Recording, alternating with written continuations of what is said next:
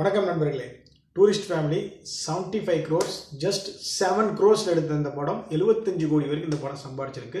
ஒரு 10 கோடினே இங்கே கணக்கு வச்சுக்கிட்டாலும் இந்த படத்தோடைய பிரிண்ட் அண்ட் பப்ளிஷிங், ப்ரொமோஷன்ஸு, அதுக்கப்புறம் என்னென்னா ஏகப்பட்ட விஷயங்கள்லாம் பண்ணாங்க. பட் இருந்தாலும் இந்த படம் வந்து பார்த்தீங்கன்னா ஒரு தியேட்டரிக்கலில் மட்டும் 70 கோடி அடிச்சிருக்குது. உண்மையிலே வேறு லெவலில் வந்து இந்த படம் வந்து ரீச் ஆகி யாருமே எதிர்பார்க்காம இருந்தது. ஆனால் மக்களுக்கு பிடிச்ச படமாக இருந்ததுன்னா அது வந்து எத்தனை கோடி வேணால் சம்பாரிச்சு கொடுக்கும் அப்படிங்கிறதுக்கு கண்டிப்பாக டூரிஸ்ட் ஃபேமிலி ஒரு மிகப்பெரிய உதாரணம்.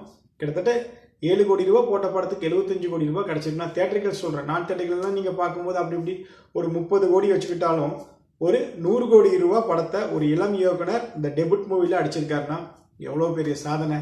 அதனால தாங்க சூர்யாவே கூப்பிட்டு பாராட்டிக்கிறாரு. ஸோ இது எப்படியோ சசிகுமார் பல தோல்விகள் இருந்து மீண்டு இந்த படத்தின் மூலமாக வெற்றி பாதைக்கு திரும்பிக்கிறாரு. ஸோ அவருடைய அடுத்தடுத்த படங்களுக்கு நம்ம வந்து வாழ்த்துவோம்.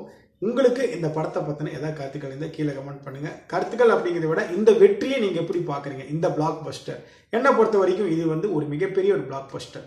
அதாவது இந்த 5 மாதத்தில் one of the best blockbuster Tourist Family movie நான் சொல்லுவேன். தேங்க்யூ.